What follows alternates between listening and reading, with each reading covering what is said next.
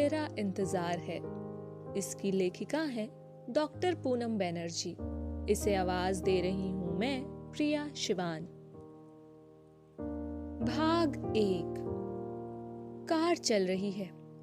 Car में गाना play हो रहा है, तेरा इंतजार है। मुस्कान ने गाने को बंद करते हुए झल्लाते हुए बोला, तू पागल है क्या अरमान? अरमान जो कार ड्राइव कर रहा था उसकी और एक बार देखते हुए पूछने लगा, वो क्यों भला? मुस्कान ने उसे घूरते हुए कहा, हम सब जानते हैं तुझे अभी भी उस पागल सिर फिरे लड़की का इंतजार है ना? अरमान उसकी ओर देखकर मुस्कुराया पर कोई जवाब नहीं दिया। मुस्कान झल्लाते हुए बोली, 1 साल से ज्यादा हो गया है उसको गए हुए। अब तक तो उसका एक बच्चा भी हो गया होगा, माँ बन चुकी होगी वो। और तू अभी भी उसका इंतजार कर रहा है? गधा है क्या तू? अरमान चुप रहा। मुस्कान फिर बोली, अच्छा चल बता, अगर वो अचानक तुझे मिल जाए और उसका पति भी उसके साथ हो और गोद में एक बच्चा हो तो तू क्या करेगा? यही गाना गाएगा क्या? तेरा इंतजार है, हाँ?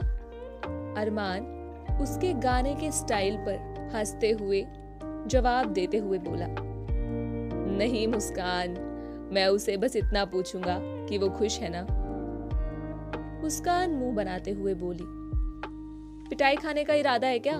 उसका पति उसके साथ होगा। अरमान ने सर झटका, फिर बोला, नहीं पूछूंगा, पर उसे देखकर समझ जाऊंगा कि वो खुश है कि नहीं।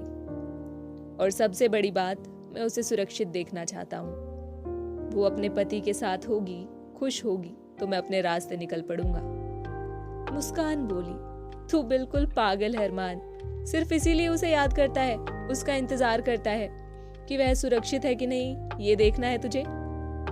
अरे अब आगे बढ़ना, ना जाने कितनी खूबसूरत लड़कियां तेरी राह देख रही हैं। अरमान बोला, बस एक बार मिल लूं उससे मुस्कान। तू जानती है ना, उससे अभी भी अपनी पत्नी मानता हूँ। शादी हो चुकी थी हमारी। मुस्कान उसके बात को पूरा होने से पहले बोल पड़ी, उसने शादी कर ली होगी जिसे वो चाहती थी, जिसके लिए तुझे धोखा दिया था। अरमान बोला, मुझे धोखा नहीं दिया, भागना उसकी मजबूरी थी। मुस्कान बोली, एक ही बात है, चाहे किसी भी वजह से भागी हो, पर तुझे तो उसने धोखा ही दिया ना। और अरमान बोल पड़ा, छोड़ना मुस्कान इस बात को। मुझे लगता है वह किसी मुसीबत में हो सकती है, क्योंकि ऐसे केसेस में कभी कभी ऐसा होता है। अगर सब ठीक है तो वो अपने पापा के पास लौट कर आती, पर वो नहीं आई। तू बता क्यों? मुस्कान बोली, तेरा उसके साथ शादी हो चुका था, प्रूफ है तेरे पास, इसीलिए डर रही होगी। अरमान ने सर हिलाया और बाहर देखते हुए बोला, हो सकता है, पर मुझे जानती वो तो ऐसा कभी नहीं करती। छोड़ इस बात को। अरमान और मुस्कान 2 दिन के मुंबई से 200 किलोमीटर दूर कैंप में गए थे।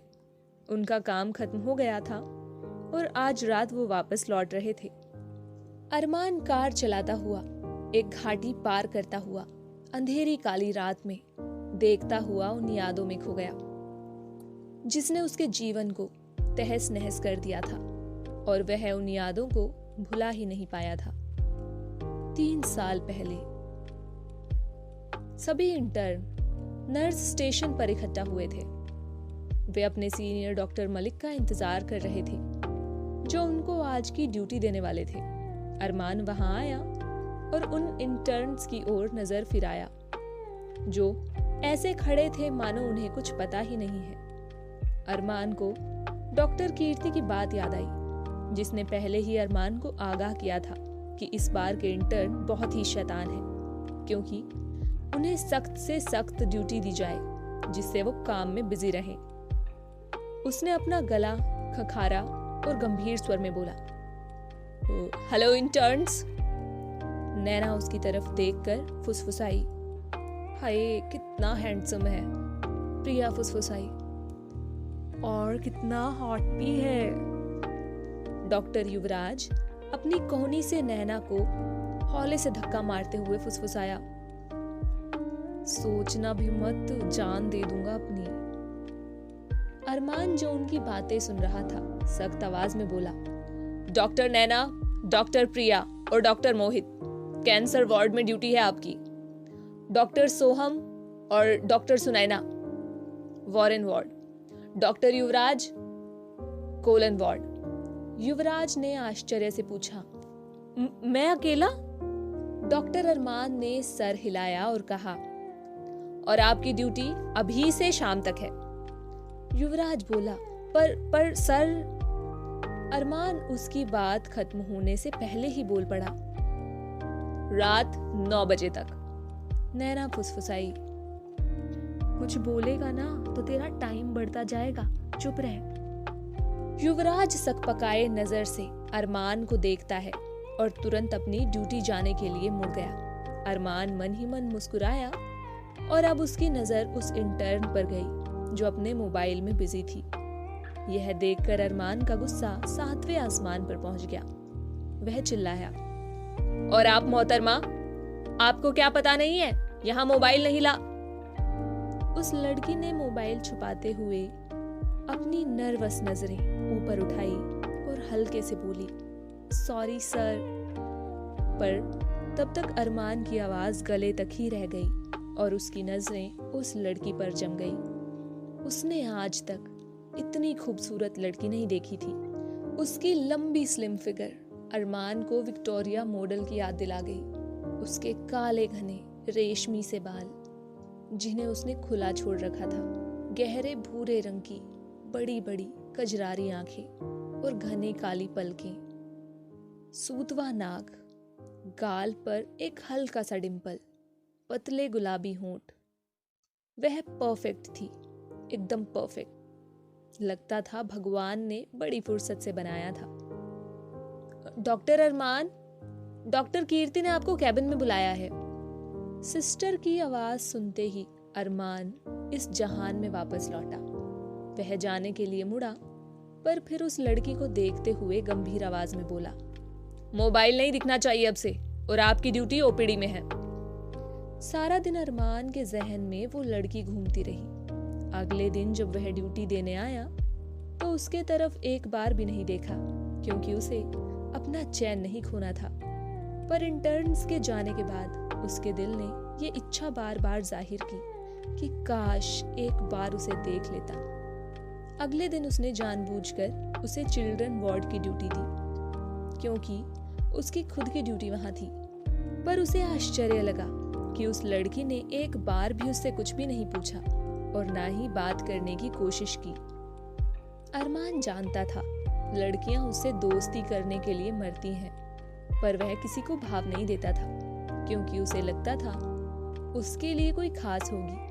पर पहली बार जिसे देखकर उसका दिल धड़का, वह तो ऐसे अपना काम कर रही थी मानो वह एक कठपुतली हो और अरमान का आदेश मान रही हो। अपने काम के सिवा उसे किसी चीज से कोई मतलब नहीं था और ड्यूटी खत्म होने के बाद वह चली गई, पर साथ में अरमान का दिल भी ले गई। दिन और महीने बीतते गए, पर अरमान की बात जहां थी वहीं अटकी रही। वह खुद स्वभाव से थोड़ा शर्मीला था और लड़कियों से खुद आगे बढ़कर दोस्ती नहीं करता था। कुछ लड़कियां उसकी दोस्त थी, जिनमें मुस्कान, अंजलि और निकिता थी, पर ये सब उसके स्कूल की दोस्त थी, इसलिए अरमान उनसे काफी घुला मिला था। पर इनके आगे वह कभी किसी लड़की की ओर दोस्ती का हाथ नहीं बढ़ाता था। अरमान ने यह नोटिस किया कि जब वह फ्री टाइम में कैंटीन में रहता है तो अन्य इंटर्न डॉक्टर प्रिया, डॉक्टर नैना और बाकी लड़कियां कभी कभी खुद आकर उससे बात करती थी, और वो भी स्टडी संबंधित प्रश्नों को पूछने के बहाने। पर उनके ग्रुप में वो लड़की हरदम गायब रहती। रिद्धिमा, हाँ रिद्धिमा नाम था उसका कितना प्यारा सा नाम था। अरमान मन ही मन कितनी बार ये नाम दोहरा चुका था। तो रिद्धिमा कभी भी अन्य इंटर्न्स के ग्रुप में नहीं रहती थी, और कभी रहती भी तो उसके साथ अरमान से बातें करने नहीं आती। कैंटीन के एक कोने में बैठकर कहीं किसी और ही दुनिया में गुम रहती। एक दिन जब अरमान कैंटीन में बैठा था, नैना आई और बोली, सर आज हमें टेबल पर ज्वाइन कीजिए ना प्लीज, डॉक्टर युवराज का बर्थडे है। अरमान ने कहा। तो डॉक्टर युवराज को आना चाहिए था ना यहाँ। नैना बोली, सॉरी सर, वो उधर बैठा देख रहा है पर आने से डरता है। आपने पहले दिन ही सबसे मुश्किल ड्यूटी दी थी ना। हम सब डॉक्टर कीर्ति से डरते हैं पर वो आपसे डरता है। नैना की बात पर अरमान हंस पड़ा और वहीं से चिल्लाया, हैप्पी बर्थडे डॉक्टर युवराज। युवराज तुरंत उठकर खड़ा हो गया और सर झुकाता हुआ बोला, सर प्लीज ज्वाइन कीजिए हमें। नैना चिल्लाई, अरे इडियट, सर के पसंदीदा चीजों का ऑर्डर कर और हम तब तक हमारे और सभी सीनियर्स को बुलाते हैं। डॉक्टर युवराज के पार्टी में अरमान के दोस्त और senior doctor Rahul, doctor Muskan, doctor Nikita, doctor Abhimanyu, doctor Anjali और डॉक्टर अतुल ने भी ज्वाइन किया।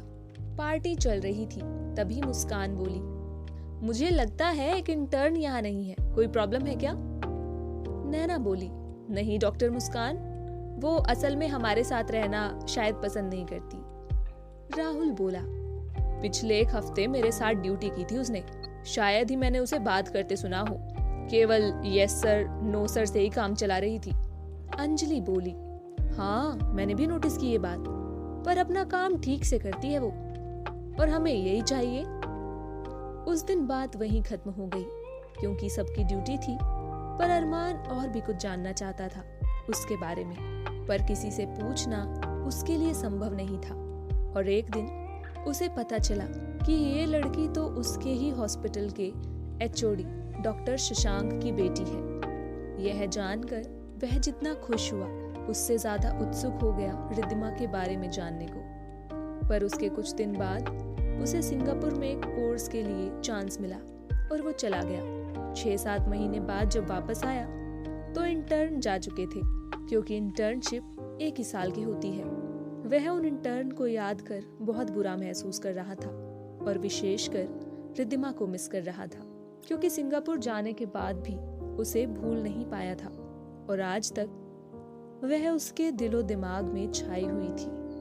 तो आगे ये कहानी जानने के लिए सुनिए अगला भाग।